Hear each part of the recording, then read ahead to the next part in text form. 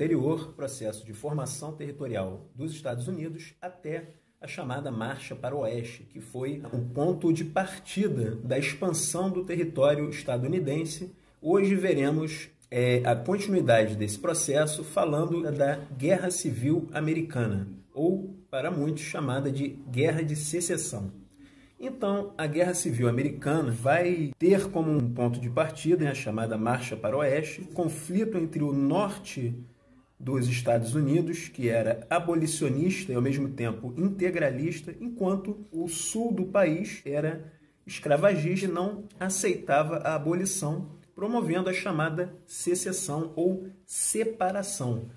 O sul dos Estados Unidos tinha como principal objetivo manter o sistema escravagista e, ao mesmo tempo, promover uma separação do restante do país. Esse processo ele vai promover chamados Estados Confederados da América.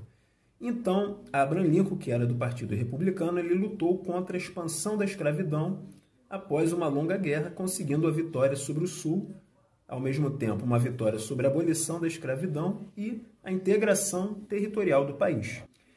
Vale destacar também essa marcha para o Oeste, ao mesmo tempo que expandiu o território, ela promoveu uma série de conflitos diretos com esses chamados povos nativos, representando aí um verdadeiro massacre, em que a maior parte dos nativos americanos vieram a óbito, não apenas com a proliferação de doenças, como também um conflito armado.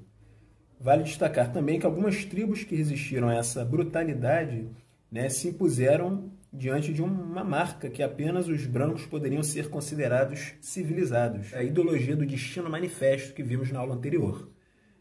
Vale destacar também que a construção da hegemonia norte-americana, isso também foi possível através das anexações territoriais, assim como as compras de determinados territórios.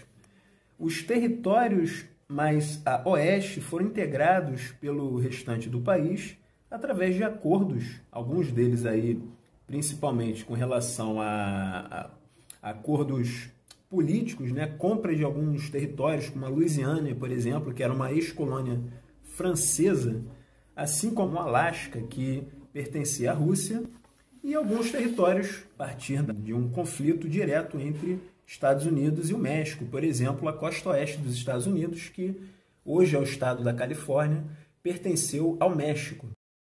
A chamada doutrina Monroe e a política do grande porrete, ou Big Stick, ela vai ter início a partir da expansão geopolítica promovida pelo presidente James Monroe, cuja doutrina tinha o lema América para os americanos. Esse era o lema da doutrina Monroe. Então, esse contexto geopolítico da época, no século XIX, era muito favorável ao expansionismo dos Estados Unidos. Além dos conflitos existentes na Europa e na Ásia, existia um medo de novas tentativas de invasão ao país norte-americano. Então, partindo desse princípio, os Estados Unidos vão promover, dentre outras coisas, o lema América para os americanos, deixando um recado bem claro para as nações europeias que quem mandava de fato naqueles territórios eram os próprios estadunidenses. Com isso, os países mais próximos, localizados no Caribe, na América Central, foram formadas zonas de protetorados, ou seja, eram territórios protegidos diplomaticamente ou militarmente por outro Estado, nesse caso específico, o próprio Estados Unidos. Então, a doutrina Monroe acabou sendo uma das bases para a expansão e a hegemonia dos Estados Unidos na região, no nosso continente. Com isso, temos também essa política do Big Stick, concretizando o domínio geopolítico sobre os países da América Central em especial. Mais à frente, veremos um outro tema importante já na primeira metade do século XX, que se trata da crise de 1929. Isso mesmo, a crise de 29 foi uma crise da Bolsa de Valores de Nova York, promovida aí após diversas questões associadas à superprodução, um excesso produtivo muito por conta do modelo fordista, que era o modelo baseado na produção em massa. Esse modelo levou a uma superprodução, principalmente dos Estados Unidos e países capitalistas, em que no campo do liberalismo econômico se tornou inviável, já que o mercado consumidor ainda é muito pequeno a nível global, ao mesmo tempo um excesso de produtos industrializados e que não conseguiram ser vendidos, digamos assim, e com isso ocorreu uma grande crise econômica, né, principalmente das grandes empresas, não apenas dos Estados Unidos, como de todo o sistema capitalista. Com isso, o modelo produtivo dos Estados Unidos passou a ser ampliado da sua capacidade de produção, de exportação, mas ele não acompanhou esse ritmo. Então a Bolsa de Valores de Nova York, que centralizava a economia do país, se tornou uma das principais a nível mundial, fazendo com que essa crise chegasse a diversos países, como falamos anteriormente, ocorrendo a chamada Grande Depressão. Contudo, o presidente Franklin Roosevelt ele vai promover uma política econômica com o New Deal, ou o Novo Acordo.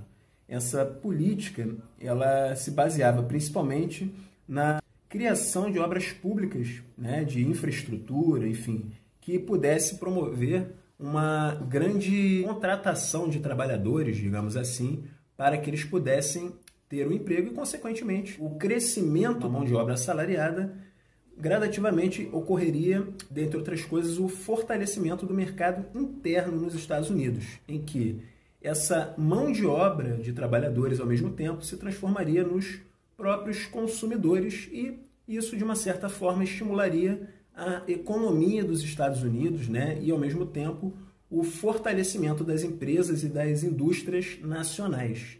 Com isso, a economia, gradativamente, ela começa a ganhar força novamente com uma grande intervenção do Estado na economia, ou seja, uma intervenção do governo dos Estados Unidos junto à economia do país. A geração de emprego, ela aos poucos começa a aquecer novamente o mercado interno e as empresas e indústrias, consequentemente, vão vender mais e vão produzir mais. Uma indústria produzindo mais, ela vai demandar matéria-prima que vem do campo, né, do meio rural, e ao mesmo tempo os produtores rurais também, por sua vez, vão conseguir, de uma certa forma, produzir numa escala maior, numa quantidade maior, a tal ponto de que a economia volta a se fortalecer.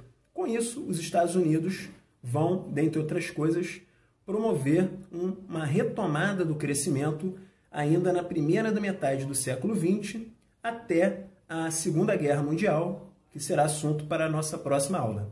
Então, por hoje ficamos por aqui. Espero que tenham gostado do vídeo. Um forte abraço a todos e até lá.